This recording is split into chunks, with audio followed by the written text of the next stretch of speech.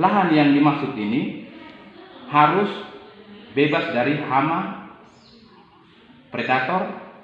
Nah, ketika kita menggunakan metode lepas dasar, maka lokasi tersebut harus bebas dari bulu babi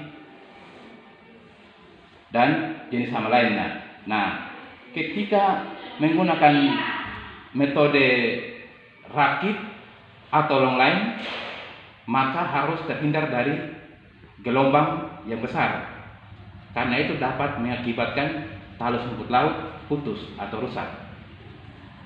Nah, jadi persiapan lahan ini harus benar-benar kita lakukan untuk kegiatan-kegiatan rumput laut, karena ini sangat berpengaruh sekali. Yang selanjutnya berkaitan dengan persiapan sarana pendukung. Dalam hal ini, persiapan sarana dimaksud ketika kita melakukan kegiatan bibit, maka ada beberapa sarana yang dipersiapkan: terpal, waring, karung. Nah, ketika kita menggunakan metode yang lain, maka kita harus persiapkan sarana penunjang berupa sampan. Nah, ini membantu dalam hal pengikatan tali ris. Nah, yang selanjutnya adalah kegiatan penanaman bibit. Penanaman bibit ini dilakukan berdasarkan beberapa metode yang berbeda. Ketika metode lepas dasar, maka kita bisa melakukan penanaman bibit pada saat air laut surut. Ketika air laut pasang, kita agak kendala dalam hal penanaman bibit rumput laut. Itu ketika kita menggunakan metode lepas dasar.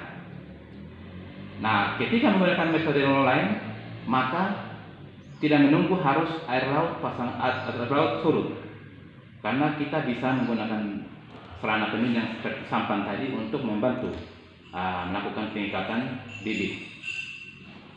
Nah, jadi perlu diperhatikan di sini bahwa umur bibit ini yang kita gunakan untuk kegiatan pembibitan rumput laut harus berumur 25 sampai 30 hari. 25 sampai 30 hari. Jadi untuk penanaman bibit ini disesuaikan dengan metode pembibitan rumput laut, karena ada metode long line, rakit, dan lepas dasar. Terus strategi untuk mempertahankan kebun bibit. Nah, di sini ketika kita menggunakan bibit jenis Eusema cottonii, maka jenis bibit kita harus menyesuaikan terhadap kondisi musim tanam dan waktu yang kita lakukan hingga dapat berproduksi sepanjang tahun. Karena ketika masuk pada masa atau musim hujan, akan berpengaruh terhadap pertumbuhan bibit. Oleh karena itu, dalam hal koleksi serain Eusema cottonii ini, kita harus menyesuaikan bibit yang kita gunakan sesuai dengan kondisi musim tanam dan waktu yang ditentukan. Yang berikut, dalam mempertahankan kebun bibit perlu penerimaan bibit. Perlu penerimaan bibit yang bertujuan untuk memacu pertumbuhan rumput laut.